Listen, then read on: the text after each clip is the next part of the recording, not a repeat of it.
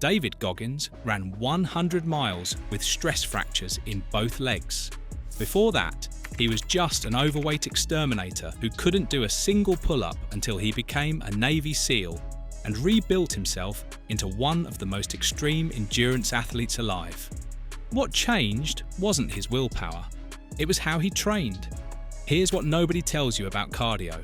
Burning calories doesn't mean you can perform under load. You can run for miles and still collapse trying to carry a couch up a flight of stairs. SEALs don't train that gap away. They train through it, using drills that build endurance and raw strength at the exact same time. Today, I'm handing you 3 of those drills.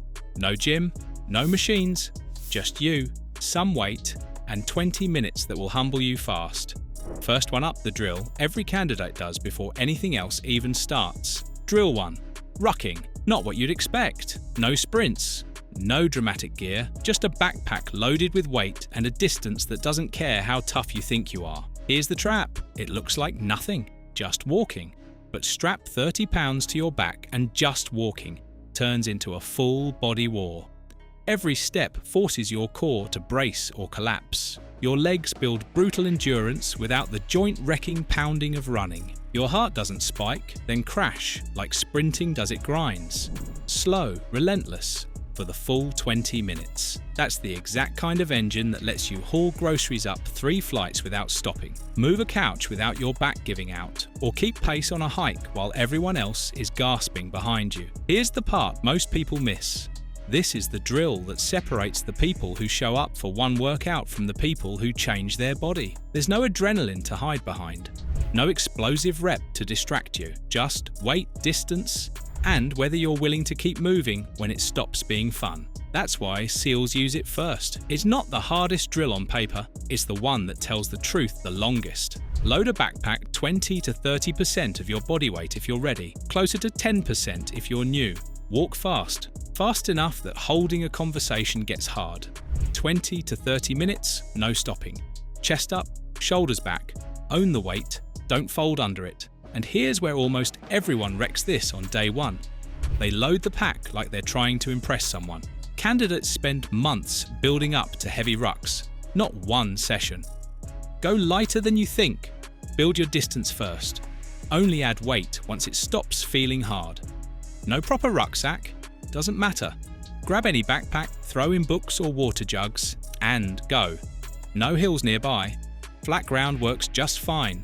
Just stay out longer. This is the foundation. Everything else gets built on top of it. But SEALs don't stop at steady state. Drill 2 is where this gets violent. Drill 2. Tire flips.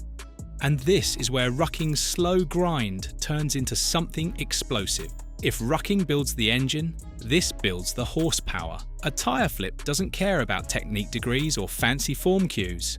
It's raw. Squat, grip, drive, flip, reset, do it again, and again. It trains your legs, your back, your grip all firing together to move something heavy explosively over and over while your heart rate climbs somewhere it doesn't want to go. Here's what makes this different from just being strong. Anyone can move a heavy tire once. The real test is moving it round after round when your lungs are burning and your legs are already shot from the ruck. That's not strength. That's strength you can still access when your body is begging you to stop. And that gap is exactly what separates SEAL-level conditioning from the guy who's strong for 1 rep and useless after that. Here's how you do it. Squat down low. Grip the tire wide at the bottom edge, drive through your heels, snap your hips forward, and flip it up and over. Think deadlift into a shove, not an arm curl. Reset your feet, repeat. Work in short, violent rounds.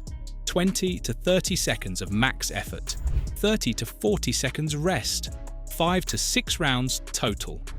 Here's the mistake that wrecks backs. Rounding forward and trying to muscle the tire up with your arms and spine instead of your hips. If your back rounds, the tire's too heavy, scale down before you scale up. This isn't about ego. It's about training the pattern right. No tire? Doesn't matter. A heavy sandbag, a loaded barrel, even flipping a weighted mattress or couch cushion trains the exact same explosive pattern. Rucking built your base, Tire flips just build your power. But SEALs save the worst for last drill 3 is where you find out what's actually left in the tank. Drill 3. Medicine ball slams the finisher. And this is the one that doesn't lie to you, because here's the truth about the first 2 drills. You can fake your way through them a little. Slow down the pace, take an extra breath. Nobody's watching that closely. But a slam exposes exactly how much gas you actually have left. There's nowhere to hide when the whole point is to move as violently as possible, on command, right when your body wants to quit. This is a full body explosion of shoulders, core, hips, legs, all firing together in one motion that ends with the ball crashing into the ground like it owes you money. And here's why it matters beyond just feeling hardcore. This is the exact skill that separates people who fold under pressure from people who don't. Producing real power when you're already exhausted isn't a party trick. It's the entire reason SEALs test candidates at their absolute limit, not when they're fresh, because that's the only place the truth actually shows up. Think about it. Anyone can look strong on rep 1. The tank is full, the body's ready, the ball feels light. But strip away the freshness and put it at the end of a ruck after a set of flips, when your grip is already shaking, and suddenly it's not about how strong you are. It's about how strong you are when it counts. That's the whole game. That's the difference between a body that performs and a body that just looks like it should. Here's how you do it. Raise the ball overhead, brace your core hard, then slam it into the ground with everything you've got. Catch it on the bounce or scoop it straight back up. No wasted motion. No resetting your feet between reps like it's a break. 30 to 40 seconds of max effort slams. Rest 20 to 30 seconds. Repeat for 6 to 8 rounds. By round 5, your lungs will be arguing with you. Do it anyway. Here's the mistake that kills the whole exercise: slamming with just your arms. If your arms are doing the work, you're not training power, you're just tired. The force has to come from your hips and core snapping down like a whip, not your shoulders muscling through it. Your arms just finish what your hips already started. 3 drills. Ruck, flip, slam. No fancy equipment, no monthly membership. No excuses, left just you, some weight, and roughly 20 minutes that will show you exactly where you actually stand. And here's the thing. Nobody tells you this isn't about becoming a SEAL. It's about building the kind of strength that doesn't disappear the second real life adds weight to it. The kind that carries the couch, hauls the groceries, keeps pace on the hike. Run these 3 drills 2 to 3 times a week. Give it 4 weeks. You won't just feel it in your legs, you'll feel it in your grip strength, in your lungs, in your ability to push through the exact moment you used to stop. That's the difference between training for calories and training for capability. If this pushes you the way it's supposed to, hit subscribe.